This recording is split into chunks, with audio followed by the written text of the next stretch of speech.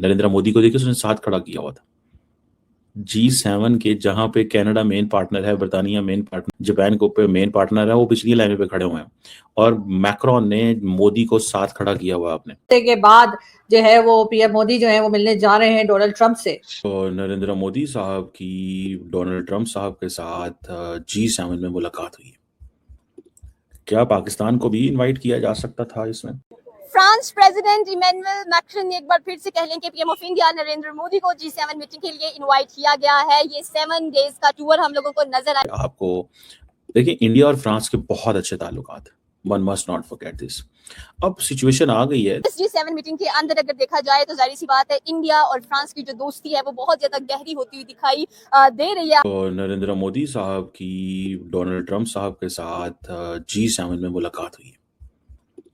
क्या पाकिस्तान को भी इनवाइट किया जा सकता था इसमें? मेरा ख्याल है इसमें जो होस्ट होता है वो मैटर करता है। अगर फॉर एग्जांपल होस्ट चाहता तो वो बुला सकता था, बड़ी बात नहीं है। लेकिन बड़ी इंटरेस्टिंग हाल हवाल है इस मुलाकात का भी, इस सिचुएशन का भी। आपको देखिए, इंडिया और फ्रांस के बहुत अच्छे ताल्लुकात, one must not forget this. अब सिचुएशन आ गई है, देखिए मुल्क है Qatar, UAE, why were they on the table? वो टेबल पे क्यों बैठे हुए थे? वो टेबल पे बैठे हुए थे पैसों की वजह से, कि उनके पास अच्छे रिसोर्सेज है, इंडिया बड़ी मार्केट है। इजिप्ट क्यों बैठा हुआ था? सवाल पैदा होता है ना, इजिप्ट को की लीडरशिप क्यों? क्या रेफरेंस बनता है इजिप्ट की लीडरशिप का वहां पे? कोई खास रेफरेंस नहीं है, सिर्फ और सिर्फ आपकी पॉलिटिकल रेलिवेंस। आपकी जो पॉलिटिकल रेलिवेंस होती है ना, वो मैटर करती है। मेरा ख्याल है जो मैटर सेंट्रल पॉइंट है ना आज, कि पाकिस्तान को अपने ताल्लुकात ईयू लीडर्स के साथ बहुत अच्छे करने हों। हमारा जो सारा टाइम फोकस नॉर्थ अमेरिका में होता है, उससे हमें थोड़ा सा बाकियों को भी साथ लेके चलने की कोशिश करनी चाहिए। अगर हम ये नहीं लेके चलते बाकियों को साथ, और हम सिर्फ ये कहते रहते हैं कि नहीं जी हमें तो बस यही ठीक है जो है हमारा, नहीं। देखिए, ये फ्रांस के साथ खास तौर, मुझे पता है फ्रांस से हमें बड़ा चैलेंज देता है। फ्रांस हमारे साथ ताल्लुकात अपग्रेड नहीं करना, I know that very well, I have a background understanding.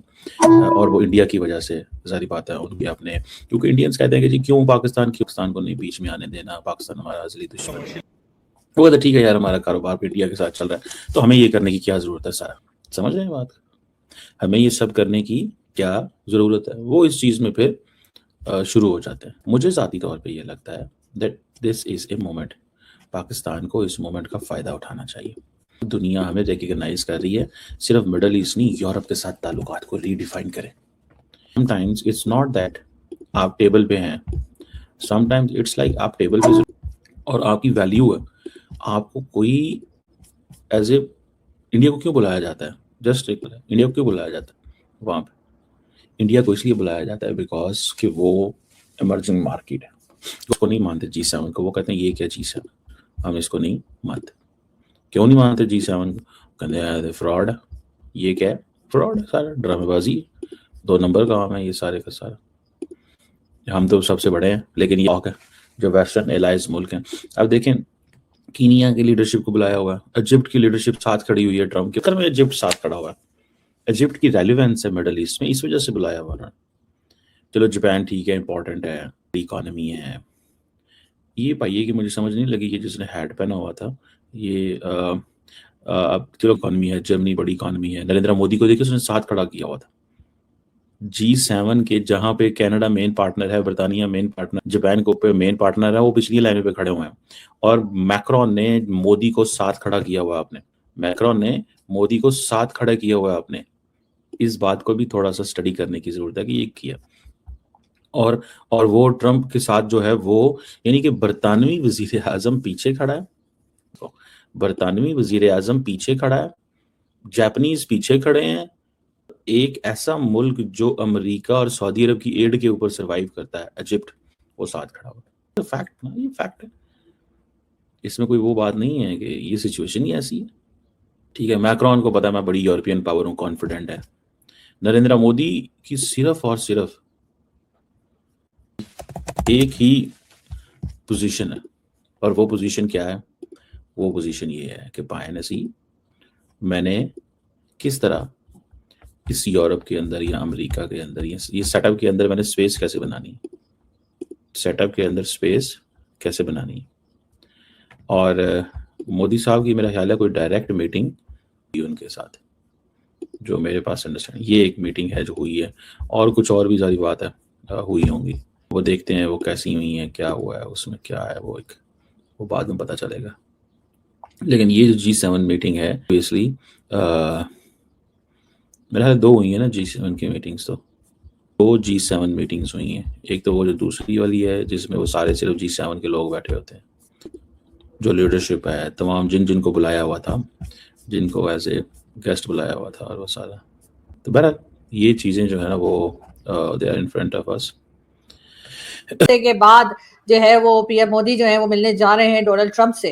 मुझे नहीं लगता अब तक में भी, भगवान करे आगे कुछ अच्छा हो जाए, बड़ी अच्छी बात है, बट मुझे नहीं लगता अभी तक आपको चाइना और यूएसए से कभी कोई ज्यादा फायदा हुआ। यस, आप उनके कहने से लोन मिल जाते हैं, इधर उधर बिजनेस हो जाता है, आपको अभी भी लग रहा है सीपैक जो है वो आपको मेरे ख्याल फर्स्ट लार्जेस्ट ये सपने देखने में कोई बुराई नहीं है।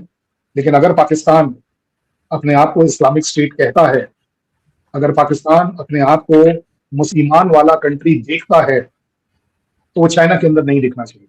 की क्या वहाँ हालत है वो मुझसे ज्यादा आप लोग जानते हैं, इसलिए आई वुड नेवर लाइक कि मैं आपके साथ चाइना जैसा बर्ताव करूं। प्राइम मिनिस्टर मोदी की 2-3 चीजें बड़े निष्पक्ष होकर किसी बिना साइड लिए इवेलुएट करनी चाहिए, कुछ अच्छी हो कुछ चीजें खराब हो। मोदी साहब वहां जबरदस्ती तो गए नहीं है, पहली बात। वो तो भाई ग्रुप 7 को विटनेस करने अटेंड करने गए हैं, 13 बार पहले जा चुके हैं, मतलब इंडियन प्राइम मिनिस्टर पहले जा चुके हैं, 3 बार हमारे प्राइम मिनिस्टर कंटिन्यूअसली जा रहे हैं एक के बाद एक। सो कहीं ना कहीं हमें यह जरूर देखना चाहिए कि क्या इंडिया को ग्रुप G7 कुछ इंपॉर्टेंस दे रहा है या नहीं।